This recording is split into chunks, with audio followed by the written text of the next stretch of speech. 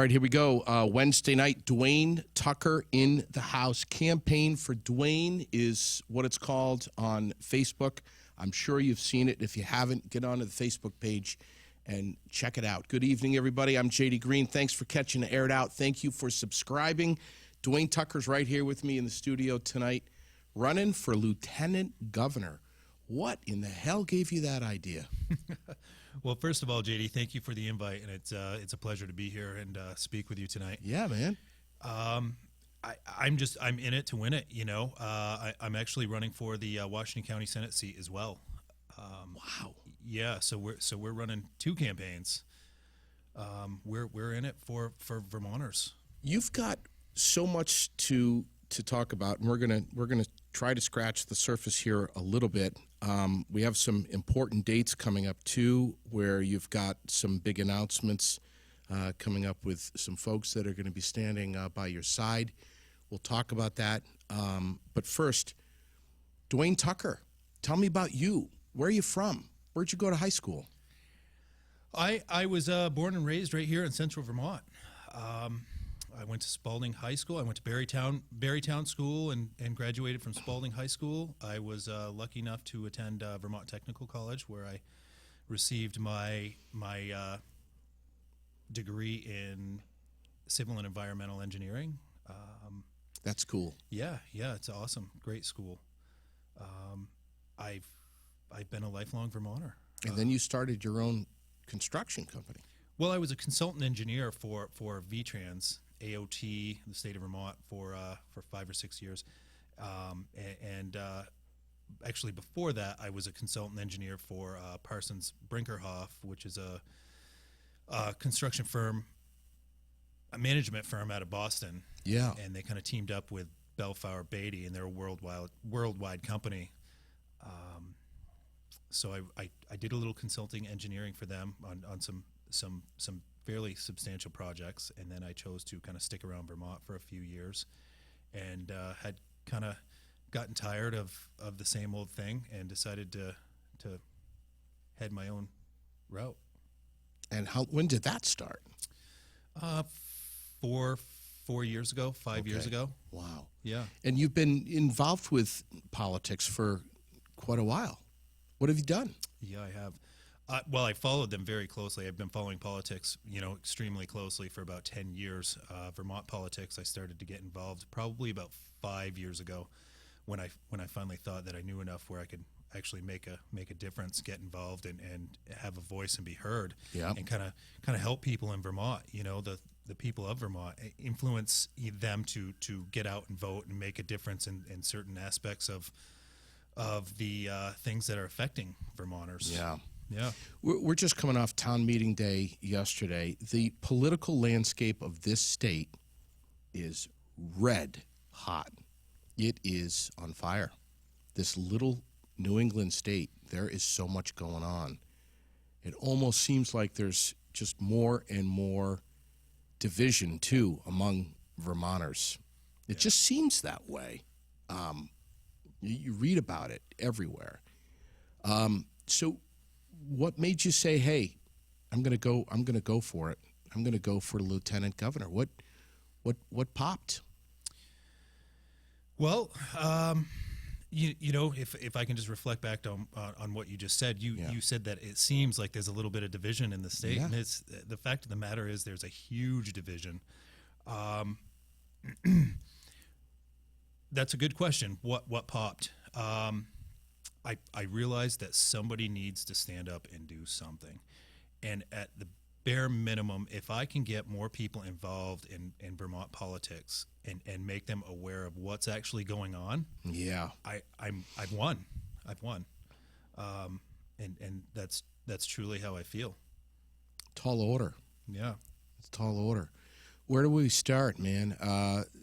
The governor was just down in Rutland at the Chamber of Commerce a couple of weeks ago. The Rutland Region Chamber of Commerce speaking there, and he was saying that the biggest current challenges facing Vermont during his speech are that there are, and check out these statistics, this is so alarming. 55,000 fewer people in Vermont under the age of 45 than there were 20 years ago. I'm going to say that again. 55,000 fewer people in Vermont under the age of 45 than there were 2 decades ago. And even more alarming, 44,000 more over the age of 65. And you take those two statistics and combine them with the fact that we've had these recent closings of colleges. Not good. It's not good at all, JD. This is more than just an aging population. This is, as he said, a demographic crisis. I agree. Without a doubt, 100%, it is a demographic crisis. And there are we can't point the finger at one thing here. There are so many reasons probably for this. So many factors. So many things that are all, so many pieces of the puzzle. It's taxes, it's cost of living, it's our climate. For many people, school system. And we talk about schools. I had a chance to chat with the governor for a little while, and one of the things he was saying is the percentage of graduating seniors from high school, when they graduate, they just want to get the hell out of Dodge. They want to go somewhere warm, where they want to go to a college, maybe down in the Carolinas, maybe where there's a beach. Right. Girls, warmer climate, a new environment. They're not under mom and dad's roof anymore. They've been living up here in Vermont. They've skied, they've snowmobiled, and that fewer students are graduating from Vermont high schools and saying, yeah, I want to go to UVM right down the road, even though the tuition is what, like a third? I think it is. I'm pretty sure it's like a third of out of state. Yeah, for an in-state student. Yeah, crazy. It's a touchy subject. When I graduated, you got to catch those seniors, man. You got to give them an incentive to hunker down here, stay here, raise their families here, start businesses. Without a doubt. Are we giving them that opportunity? I mean, we could get into the whole school thing. I mean, when I graduated from Vermont Tech, it was one of the top 10 tech schools in the country. Right. It's a fantastic school. Sure. Now they're in crisis mode. Yeah. UVM produces some outstanding students. Sure. And what do they do as soon as they graduate? They fly the coop. There is no... There's no industry. There's no possibility of them. There's a very limited possibility, I should say, for them to plant their roots in this state. You know, when they could go anywhere else in the country and have so many more opportunities. Right. Of course. So it is a crisis in the state of Vermont. How do we address those? How do we address the needs? That's got to be on your campaign, I'm guessing. Without a doubt. Yes, absolutely. Probably one of the we've got some real big things going on. I mean, it's not just that. We have a drug crisis. You know, God bless the fact that we have such amazing natural resources in Vermont. Yep. We're one of the most pristine states in America. We were. You're right. But man, it's like, God bless the fact that we have a tourism department that I think is pretty good. I think it's great. We're attracting tourism. Come here, ski here, lodge here, snowmobile here. Sure. Look at the microbrew industry alone in Vermont is exploding. Right. People are coming from everywhere, Canada, everywhere, sure, to come to Vermont, and experience it. But man, it's like we just need more people to live here, to family here, to start businesses here. I've got some pretty great ideas. Can you throw some at us? Absolutely. I mean, if you want to follow. If you want to follow my campaign page on Facebook, I can get into more detail, and I'm about to explode on that. But you can explode right here, man. Yeah, the crazy thing is Vermont continues to need that pipeline of opportunities for these young professional people coming in. We need those blue collar jobs to come in, and we just need to create, opportunity for people in the state so we can attack that infrastructure debt, Right. Infrastructure debt. Holy crap. Yeah. Huge. $4.6 billion. Is that what it is? $4.6 billion. The the pension fund debt is $1.6 billion. That's a crisis, in this state. That's a crisis in little old Vermont. I'm writing these numbers down. I'm stunned. I'm stunned. We have to open up our economic borders. We have to look at infrastructure assets and what they are, and how we can address those and promote industry and bring people in here. Whether it's transportation, agricultural, state-run agencies, renewable energy resources. Without a doubt. All of those. There's so much opportunity in all of those. We're just not allowing it to happen. Part of the infrastructure issue, and I know you and I have chatted about this in the past. Vermonters complain. First of all, we're all complaining about the roads right now. Sure. I mean, it's to the point of just absurdity. I mean, there's a stretch of road to my house that the frost heaves are so bad. They paved this road 2 years ago. Sure. And now it's like, when I drove home last night, I was driving 20 miles an hour at one point. Sure. And my head was hitting the ceiling of my car. It felt like, it's like crazy, And I'm like, if I go 100, maybe I can just skim along the top of all of this crap.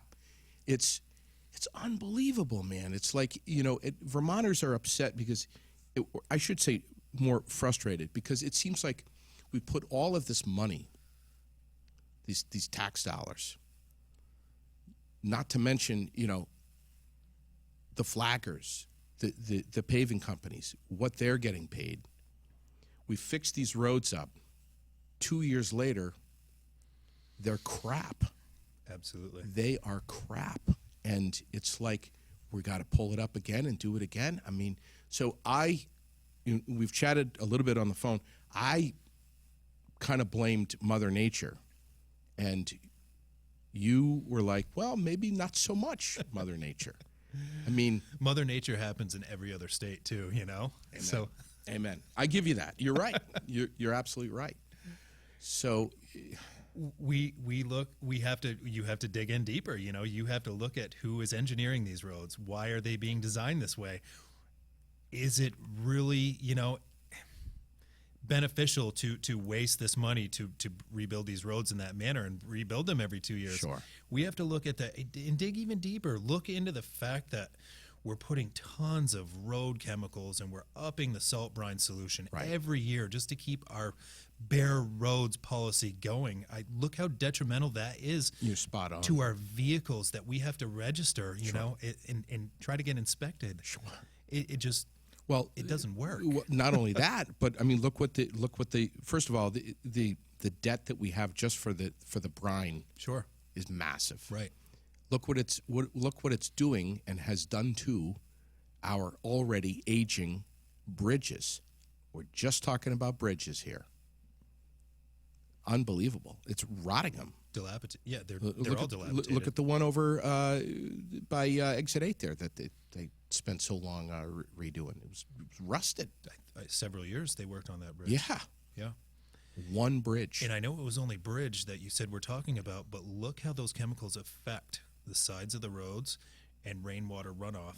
And when they get into the tributaries, where does that go? How does that affect native fish species? We all know where that goes.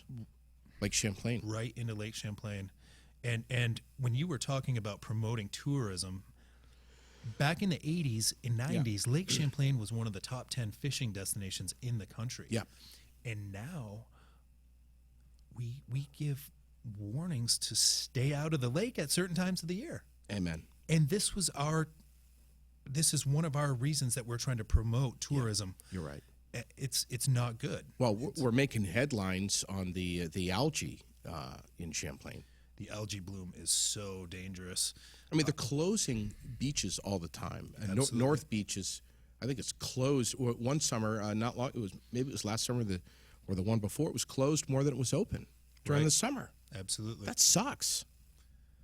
It certainly does. And boy, it's unfortunate for the people not to be able to enjoy one of the natural resources of Vermont. Who do we blame? Yeah. Who do we blame?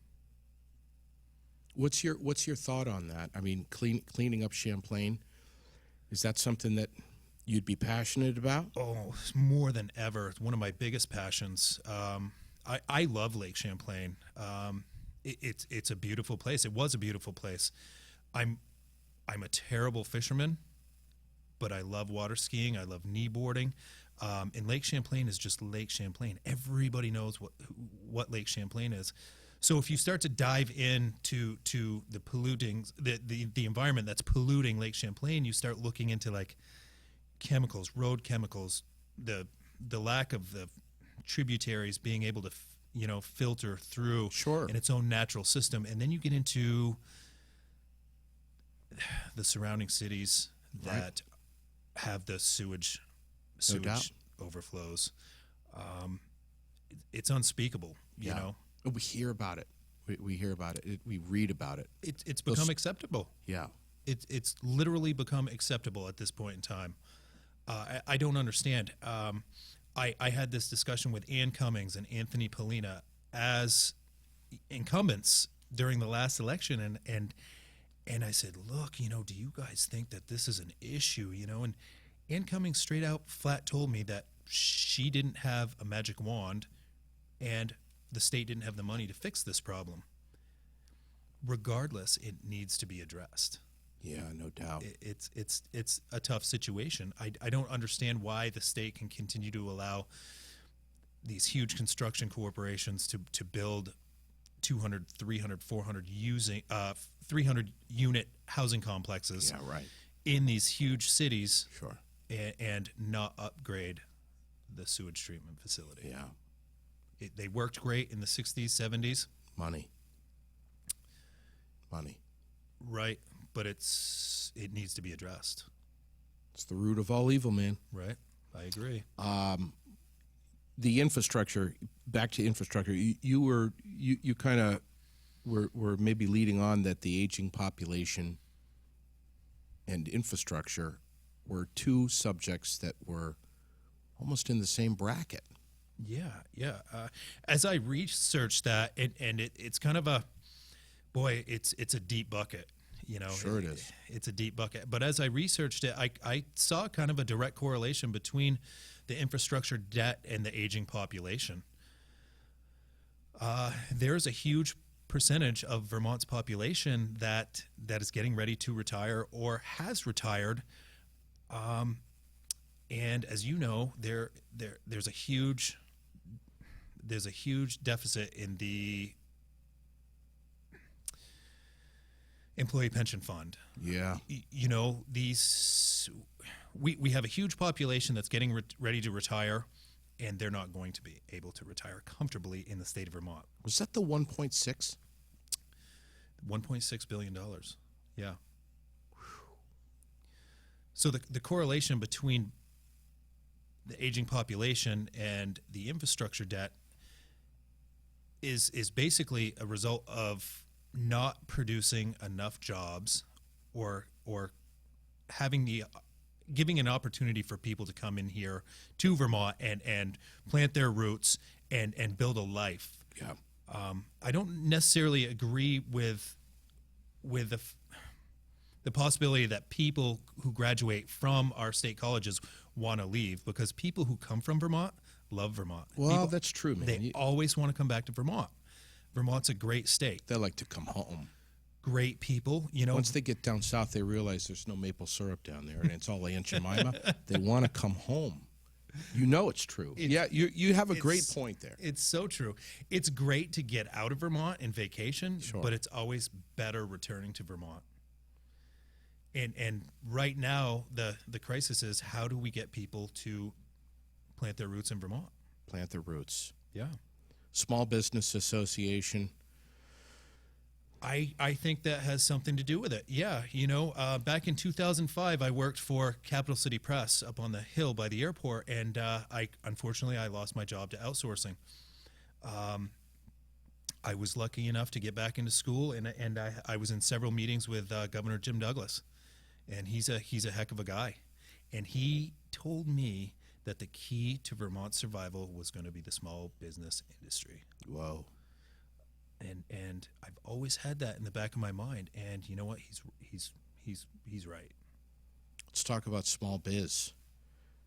We're going to have small businesses popping up everywhere right now after the legalization of a marijuana market. Yeah, no doubt. The Senate gave a thumbs up, and then the House came back with a thumbs up. Mm-hmm. I think it landed on the governor's desk. I can't remember what happened after that, but this is all systems go. Yeah, absolutely. I think it's a great idea. I haven't seen or heard what his response was. Have you? I haven't. Personally, I haven't. What do you think about this, man? You talk about a niche market. Marijuana. Wow. You mentioned the craft beer industry. Yeah. Vermont is great at producing niche markets. Oh, understatement. Yeah. We're probably one of the best in the nation. Well, we certainly could be untouchable if we had the right administration running the state. Yeah. Everybody would want to be a part of Vermont. People would want a vacation in Vermont. That's the truth, too. Yeah. My opinion of the marijuana, the legalization of marijuana is, I personally don't smoke marijuana, and I've never had the opportunity to try some of the vaping products and edibles and all that. Yeah. But I think it's great. I think it could be a great revenue streamline. It's just kind of unfortunate because I think the state should have kind of regulated it from a law enforcement standpoint before they legalized it. I don't think there's enough, regulation from a law enforcement standpoint. Yeah.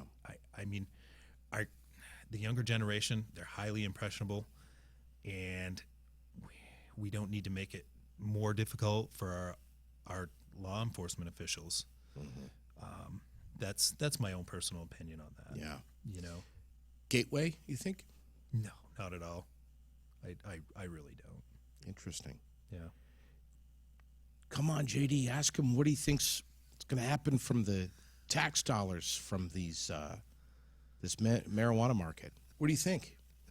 Is it, where the hell is it going to go? I mean, now that we've got a marijuana market that's going to fly in Vermont, does that mean our infrastructure is going to improve? Does that mean our pension deficit's going to come down?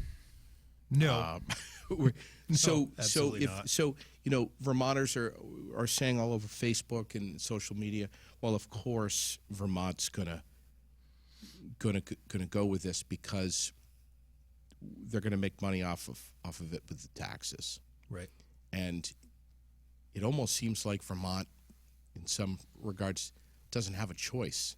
They're trying to we're trying to stop the bleeding. They're scrambling. We're scrambling, and if it means that we can get some tax revenue, some additional tax revenue from marijuana, we're going to do it. But where's it going to go? That's $1 million question. Well, I'm not seeing anything in the media, and I'm not saying it's not there. I'm just saying I'm not seeing anything in the media, any language discussing how those tax dollars are going to be allocated. Are you? Not at all. And I think that's the $1 million question. Again, I think that Vermont is we're in such a scramble to try to stop the bleeding from our deficit that we're gonna try anything we can do to try to stop the bleeding. Yeah. And if it's put a Band-Aid over it. Yeah. For the time being, until we can figure out how to regulate it. Yeah. And what we need to do. I just think personally we're just not at the right point to try to discuss how we can regulate it and create revenue from it. Sure. And be successful at this point. Well, we don't have the people. I think our legislation, we don't have the capacity at this point right now to do that. I don't think the right people are there. I guess that's my that's my answer. How can it be regulated when if it's legal, if it's going to be legal to buy in a if it's a legal market? Sure. You walk into pot shop A and you buy your regulated amount. You get in the car, you drive a mile down to the road or the next town over to pot shop B and walk in there and buy another regulated amount. Sure. How can you regulate this? I mean, if we have a limit, that you're allowed to grow 6 plants, but in a weekend you could have a couple of pounds of pot. Sure. that you've purchased. I see where you're going with that, and I see the opportunity. Let me ask you this: if you were a connoisseur and you chose to get your marijuana from a dispensary that was registered, and legit, or would you risk the possibility of maybe buying something that was less inferior or possibly laced that could jeopardize your well-being? What would you do? Yeah, good point. So that yeah, that's where we go with that. It's mucky, so how man. It's mucky. This is mucky waters. It's really not mucky waters if you really think about the facts of the situation. Leave it to the people. Leave it to the people to regulate this stuff, to come up with to vote. Vote for the right situation, the right opportunity. You have to wonder how this will affect the illegal market. What do you think? You think it will? I mean, now we've got running coming out of every corner of Vermont that's coming up here, and it's not right. It's not marijuana. It's fentanyl. It's heroin. Vermont. It's crack. Vermont does have an opiate epidemic, no doubt about it. We do have a chemical epidemic, and it needs to be addressed. Again, like I said, marijuana is a great thing. I think it can be a great source of revenue. Do I think it's a great gateway drug? Absolutely not. Why? There's folks watching right now that are saying, why do you think it's not a gateway? Because there's just so many medicinal uses for it. There's not really a medicinal use for heroin or crack. And I've had some pretty deep conversations with some people who have made me laugh, but the fact of the matter is nobody's selling themselves for a joint. Yeah. Isn't that amazing? It's crazy. The opiate epidemic in Vermont needs to be addressed. We're known nationwide as the opiate capital of the nation. It's just coming in from everywhere, like you said, every corner of the state. Oh, man. Open up the paper. Look online. It's how many stops? 91, 89. Yeah. It's unreal. A lot of traffic out of Springfield, Mass. Absolutely. And New York City. So go one step further. I'd like to think everything on my platform goes full circle. Take it one step further. Start to investigate, like, how many people that have been directly affected by opiates or some sort of chemical, regardless of who it is. You love them. Some of the smartest people I know have had some sort of chemical addiction. And regardless of who you are, the Vermont way is to give people a second, and some people even deserve a third chance, or maybe even a fourth chance to clean up. Yeah, absolutely. So do we, meaning Vermont, provide them with an opportunity to succeed at getting cleaned up? For those that are serious about getting cleaned up. Even if you're serious, we don't have enough opportunities for people to we have the Brattleboro Retreat, we have Valley Vista, and What the hell's going on with the Brattleboro Retreat, by the way, if I can just sidestep? oh my God. Is that the Mitt Romney?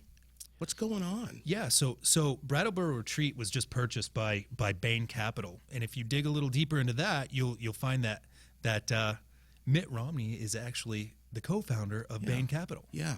And he owns, I don't want to put an actual number on it, but he owns a substantial portion of the methadone clinics in Vermont. You start looking at that point like, wow, how are we allowing this to happen? And then you look towards Bernie Sanders, Patrick Leahy, Congressman Peter Welch, and you start to wonder if they're advocates for Vermont, how they're allowing this to happen. Why are they not advocating for Vermont and its opiate crisis? Is methadone a treatment? Is a methadone clinic a treatment facility? No, it's not. A treatment facility is a treatment facility. Thanks for having the guts to say that. Yeah. Straight up.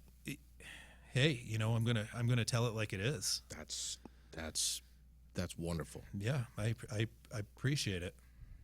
Wow. Yeah.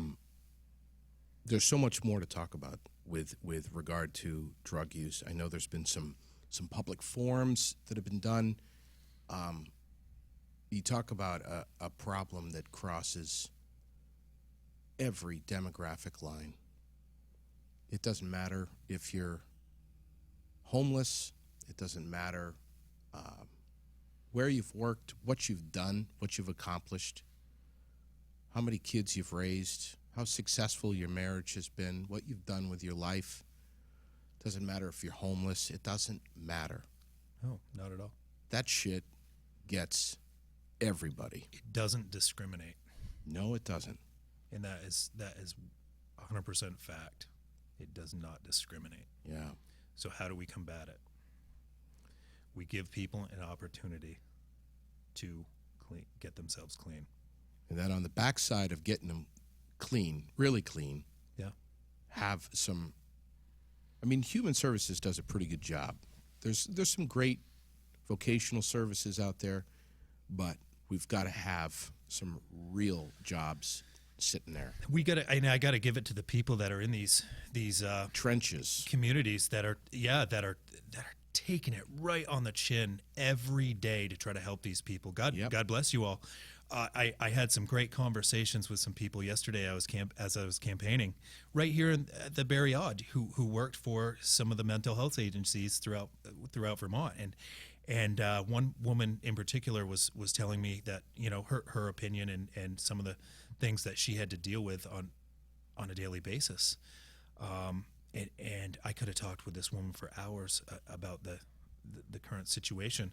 But the fact of the matter is, as I've dug in and I've conducted my studies, the only opportunity people that suffer from the opiate epidemic have to get clean is a treatment facility. And from the doctors that I've talked to and from the people that have been directly affected, the only possibility for people to realize they have an addiction, what they need to do to get clean, what caused that addiction, what caused them, and what they need to stay away from, takes a minimum of 5 months. Minimum of 5 months. And right now Vermont we don't offer that option for people to get clean. What are we offering? A very short-term, 2 or 3 week program, or a methadone clinic. Wow. Wow, man. I want to shift gears, and I want to address a subject that's I'm pretty sensitive about. Sure. The right to die in Vermont.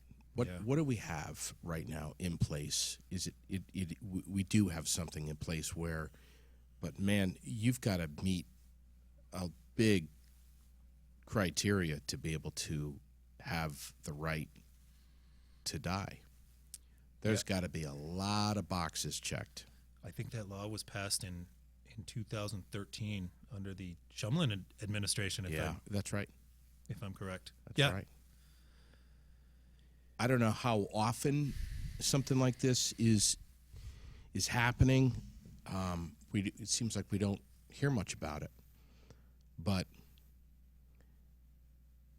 you know what I see every day at just one local nursing home is unreal. It's unbelievable, and it's got under my skin. And I have spoken with people up there who are terminally ill, and for whatever reason, they either A, don't know about it, or B, don't meet the criteria. You've got to have so many boxes checked. Right. Mental evaluations and so on and so forth, and doctor sign-offs. How do you feel about this? Is this anything that,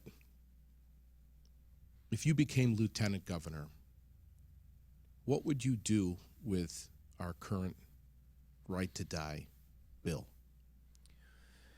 That's a really tough topic to debate. I know I'm putting you on the spot, and it's a detailed one, but I'm just saying. Yeah. It would be one that I hope whoever is the next lieutenant governor is going to be able to address. You remember Jack Kevorkian? It's just popping into my mind now, but we all have different stories. We all have different reasons why we're either very old and it kind of brushes into religion, and that can get messy. And that's where I was going to go with that. Everybody has a different story. There's not one specific situation that is exactly like the one next to it. It's a really hot topic. Boy, if somebody is terminally ill and they're in chronic pain and they are just wishing and wishing and wishing they could get better, and they don't have, the fate to go on anymore, what do you do? Especially if their medical doctor said it's terminal and this person is in rapid decline. And the end is going to be a very painful experience. And inevitable. Inevitable. Yeah. You're right. It's... Look at what we do, Dwayne, and I'll tell you right now, if Sherilyn was here, she'd go crazy on this subject. But look what we do when our beloved dogs and cats and pets are not able to stand. They're not able to enjoy a fulfilling life. They're not happy. Right. They're messing all over the house. They're miserable. Right. They look at us like, please do something to ease my suffering. Right. And at some point, whatever the condition may be, at some point we cross a line. We load up the car with our pet, whom, let's be real frank here, many of us love more than we love other family members. No doubt about it. We load them up. We cry the whole way to the vet, and we put them down. Right. And it is many would agree, the single hardest thing they've ever had to do. Why can't we do that with our moms and dads and our family members? That's a great question. And I would never want to be faced with the task of having to do that, because I believe in hope and I believe in prayer, and I believe that when the Lord takes you, it's your time. And I also have been on the opposite side, and I've seen friends and loved ones waste away who had the heart of a lion and just fought and fought and fought. And if they're going to fight, they're bringing out so much and so many people. Yes, and true. It's just an amazing thing. And they teach us To not give up. resiliency and attitude, Right. and a newfound respect for dying, which let's be honest, is not always a peaceful process. It can be agony, it can be suffering, Right. and it can carry on far beyond the point of absurdity. So you just mentioned that it can teach you a respect. I'm gonna tell you something that it's emotional to me, but my mom taught me this with my first dog, who I loved very, very dearly. 13-year-old American Bulldog, best dog I've ever had in my life. Her name was Tonka, and boy, just the best dog. That's all she did was make me laugh all the time. The goofiest dog, the world's best dog, and I'm sure that everybody thinks they have the world's best dog, but there came a time when she wasn't doing so hot, and I was so selfish. I was like, I'm going to keep her forever. I'm going to make sure she's comfortable, and I'm not going to bring her to the vet. And my mom called me and said, hey, think about what she's given to you, and think about her dignity. And do you want to take that away from her? And when she said that, I knew it was time. Yeah. Yeah. Your mom, Sherilyn, said the exact, almost verbatim words to me repeatedly about Buddy, who I had for 16 years, and I loved more than life itself. Couldn't imagine loving anything more than him. And it was the same thing, Yeah. man. She must be a brilliant woman, because my mom's name is Carolyn. Really? Yeah. Well, Sherilyn is often referred to as Carolyn, but that's a whole nother thing. But yeah, that's quite a story. It's touchy. So I couldn't imagine, like you said, some people love their own pets more than other people. Right. And we selfishly, you're right, selfishly hang on. Yeah. We're hanging on. We're hanging on for. We don't know why we're hanging on, but I think it's in some ways it's kind of terrible to relate elderly people to our pets. Understand. But they each deserve dignity. They sure do. They've earned it. I would love to see the prerequisites, if you will, for the right to die bill a little looser. Yeah, absolutely. In the state of Vermont. Wow, that's let's shift gears from that to what in the hell is going on with this prostitution bill? Is this for real? It in is. Vermont? It is. I mean, it seemed like in 1 week, you open up the paper and you got to be 21 or over to legally smoke cigarettes. Right. You can get an emoji license plate for your car. You can legally sell your body. And if you're going to use a cell phone, you got to be over the age of 21. Right. Holy shit. Right. Crazy, huh? I mean, it's like every day. You know, you wake up, you look at the paper, and you're like, are you kidding? Is this? Did you ever say to your wife, "Oh my God, is this a joke"? No. In fact, what my wife said to me when she read it was, if this bill passes, we are moving out of the state. Which bill? Which one? The prostitution. Which one of the absurd bills? The prostitution. You know, and it's funny because I came out of the gates, and I call it the gates, January 1st, 2020, and I was ready. I was down to my fighting weight. I'm ready to swing. And I've got this campaign thing licked. I am going to get in that seat, and I know I'm going to address every situation. And then I see the first week session opens. I'm like, what the hell is going on in there? Like, I was shocked. And I said, not only do I have to address all these issues, I have to address these nonsense issues now. Yeah, right. I was appalled. I was shocked, you know, and I spoke with some House representatives who said, well, Dwayne, you know, let me tell you about that prostitution bill. It's actually making some headway, and people think it's a pretty good idea. And I said, well, let's put it into perspective for those people that think it's a pretty good idea. Let me ask you this.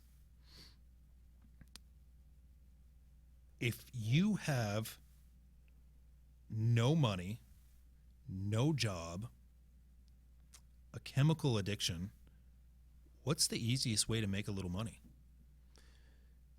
Do you think there's going to be a personal hygiene issue? Do you think there's going to probably be an STD related epidemic? Do you think that, you know, again, and then there I go, I'm digging a little deeper, digging, finding out why this bill was even introduced. Why was it?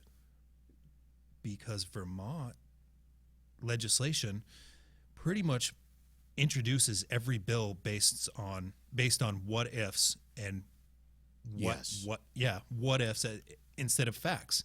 This bill was introduced to combat the possibility of sex trafficking in Vermont. Why not just legalize it? Why not? Can you imagine being 20 years old, not old enough to talk on your cell phone, not old enough to buy a pack of cigarettes, and not be old enough to get laid now? Yeah. Just okay. It's nonsense legislation. It's all nonsense. Did you ever think? Did you ever say, you know? Did it ever cross your mind? Look, if I'm going to run for lieutenant governor, I'm just going to completely ignore all of this crap and not waste any time on this bullshit legislation. You know, I did, and it's tough because you have to look who introduced the bill, and find out why they thought it was an appropriate bill to introduce and why they want to get involved with that bill. The cell phone bill was it was. Do tell. From what I understand, and I haven't had the opportunity to talk with him personally, but it was introduced by Senator John Rogers, and I think he's a great guy. I think he's pretty level-headed. He's a family man. His family life seems great, and boy, he's really trying to put his best foot forward on making Vermont a better place for the people of Vermont. That bill was introduced by him in a manner to kind of put this nonsense gun legislation into perspective. Yeah. Really? So I've been told. What I've read and what I've kind of investigated. It was introduced to put gun legislation into perspective. Can you really take a cell phone away from an 18-year-old? Yeah, you can if you want both of your arms broken. I mean, yeah, that's about how that's going to go. I can't get my cell phone out of the hands of my 5-year-old daughter. Right. I mean, come on, man. This is crazy. Have you had a chance to speak with John? I haven't, and I'm sure he's busier than a one-arm paper hanger. You know, I certainly look forward to talking with him. He seems like a great guy. I think he's one of the best. John, if you're watching, please come on my show. Please come on the show and tell us all what this is all about. Set the record straight. Anyway. And then what was well, how do you feel about the new smoking age? People are going to smoke if they want to smoke, Dwayne. They do. I'm not a huge fan of smoking. I used to chew tobacco. Yeah. I recently quit. It's just a tough situation, you know.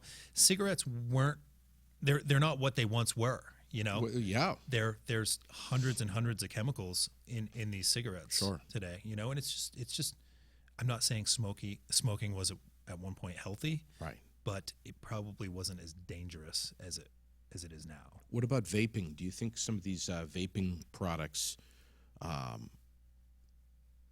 THC vaping pens, should be banned in the state of Vermont? Boy, look at what's going on. Yeah, absolutely. I think it is a very big health hazard. I think it's going to cause a lot of respiratory issues. From what I've read, there seems to be a lot of concerns regarding vaping right now. Yeah, huge. Yeah, huge. We were chatting earlier about the environment. I know we're kind of jumping all over the place here, but Rob Roper had a write-up that just recently about the TCI. Can you reflect any on that? Do you have any thoughts, opinions? Yeah, I do. The TCI, I believe that stands for the Transportation something initiative. Got it right here. It was a great article. Let's see if I can pull it up here. And he's a straight up dude, man. I like him. Yeah, Rob's a great guy. He's a great guy. I would love to have him on the show. Yeah, the legislature's unhealthy obsession with greenhouse gas emissions. And yeah, the Transportation Climate Initiative. Exactly. It's the carbon tax. Right. You got any thoughts on that? Boy, do I. Again, like I said, pretty much everything on my campaign platform comes full circle. The carbon tax, the infrastructure deficit, the employee pension fund.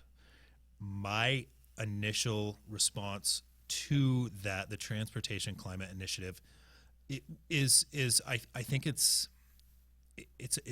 a trying to generate a means of revenue. Again, like I said earlier, everybody in Vermont has reduced their carbon footprint as much as humanly possible in Vermont. Sure. So when you attack that deficit, which I think there's a correlation between the two with the state employee pension fund, how do you repay? How do you begin to create revenue? Right. Tax. Vermont's answer for anything. Tax. Yeah. Carbon tax. Look at the money that would be generated from it. You know, the revenue. It's a slippery slope. Vermont is Vermont, and it'll always be Vermont. If you look at the people pushing this agenda, it needs to be pushed elsewhere. We in Vermont have reduced our carbon footprint as much as humanly possible. Like you come into my house right now, it's 64 degrees, 65 degrees, and it's that way all day long. You know, in fact, I shut it off during the day. You know, I conserve my fuel.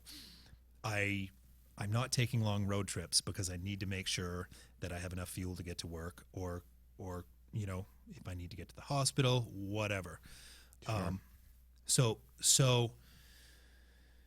the people pushing this agenda need to look elsewhere if their hearts are set on making that kind of initiative and making an impact on climate change.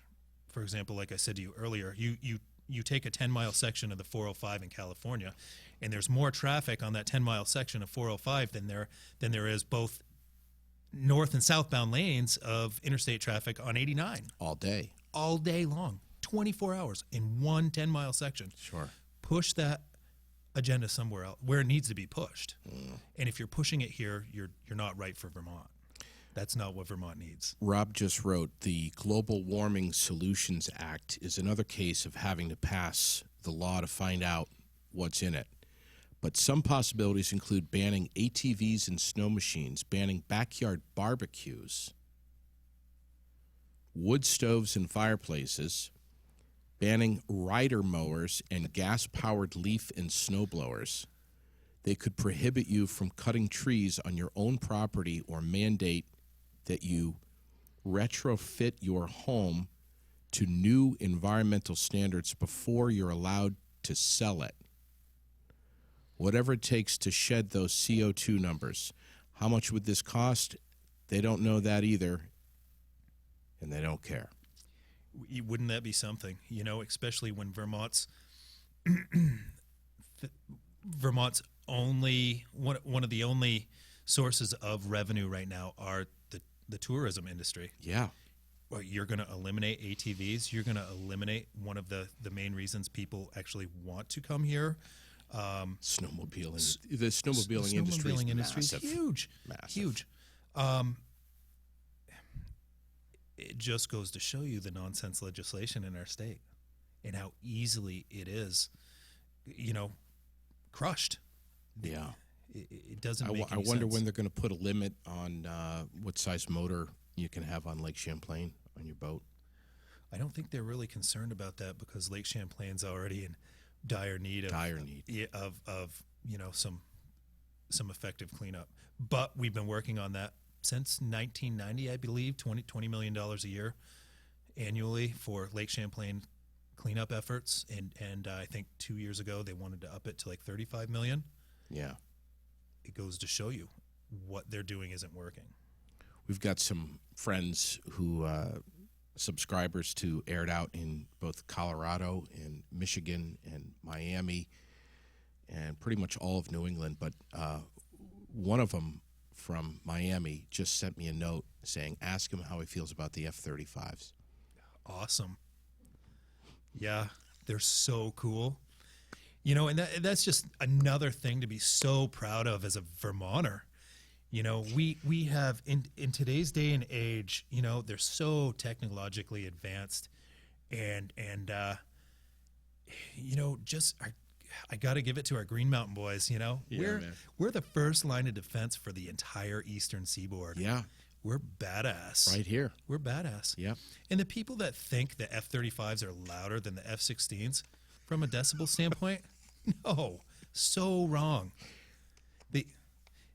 What about property values in South Burlington there with the F-35s? You think property values are going to plummet?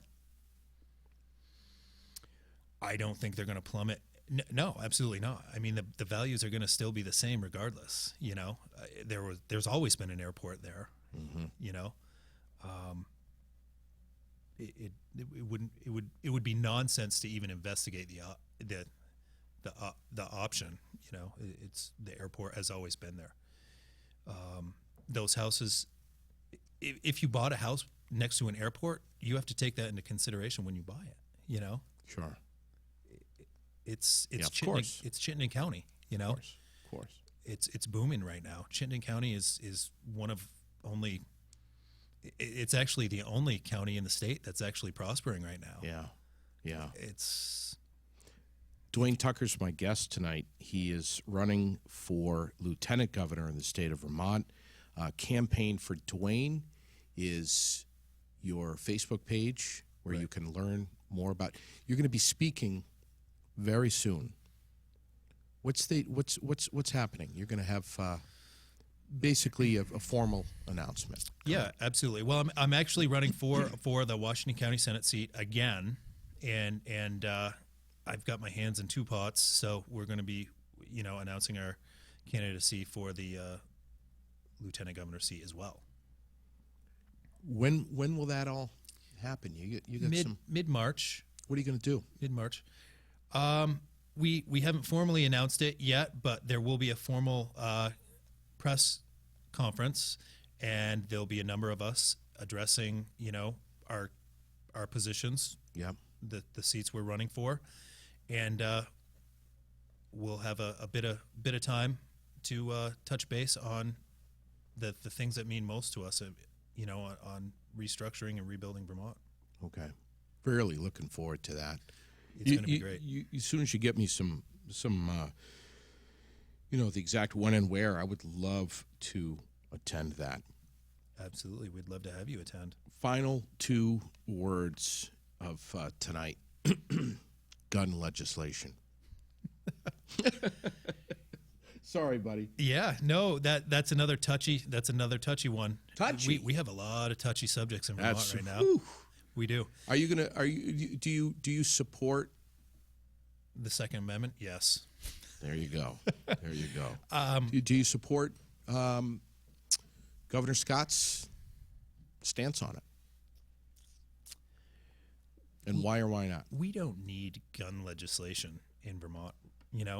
There is no need to take gun rights away from law-abiding citizens. It just doesn't make sense. I think he'd probably agree with that. I mean, he owns guns himself. Yeah. He grew up hunting. Magazine restrictions, no. There's again, it's nonsense.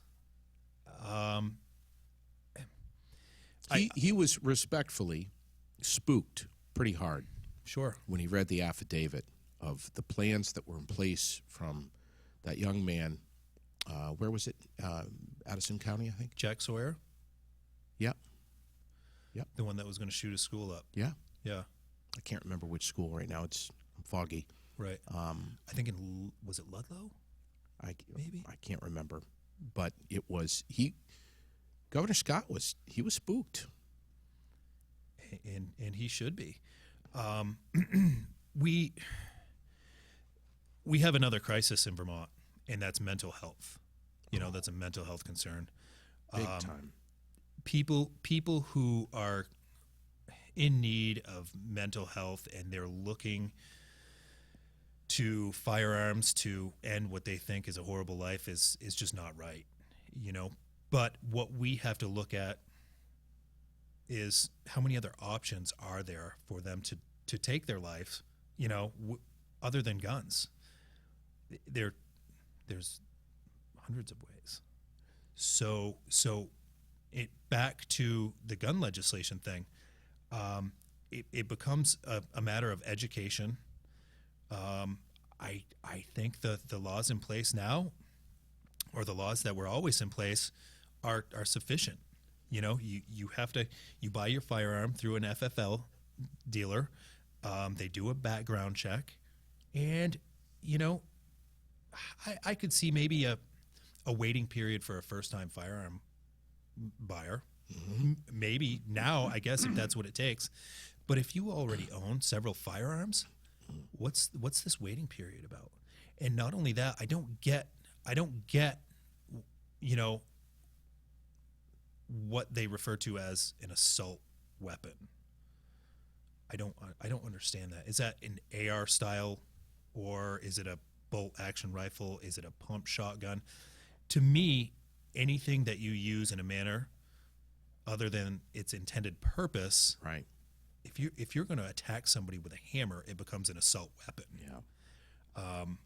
So there are some really gray areas when it comes to this firearm legislation. Sure. Yeah. Wow. It has been an absolute joy finally sitting down chatting with you. And I wish you all the best of luck. I think you're going to do very, very well. I'm thoroughly impressed. Thank you, Dwayne JD. Tucker, campaign for Dwayne. Find it on Facebook. Like it, share it, comment. Put your comments right there on his Facebook page. Get them directly to him. Good, bad, indifferent, whatever they may be. This guy's ears are wide open to anything that you have to say.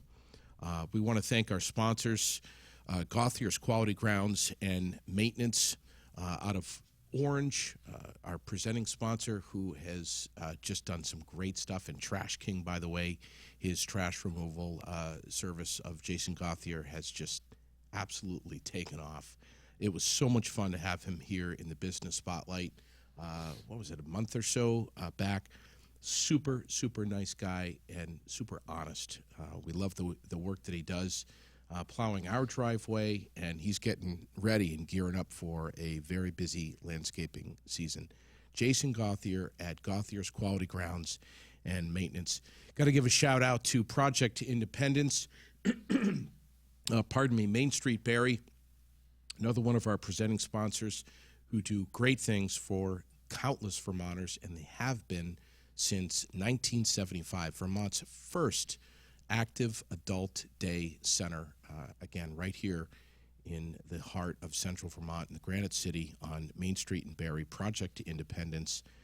Stop in, give them a call, enjoy a free lunch over there and a tour, and find out what you and your loved one may have been missing.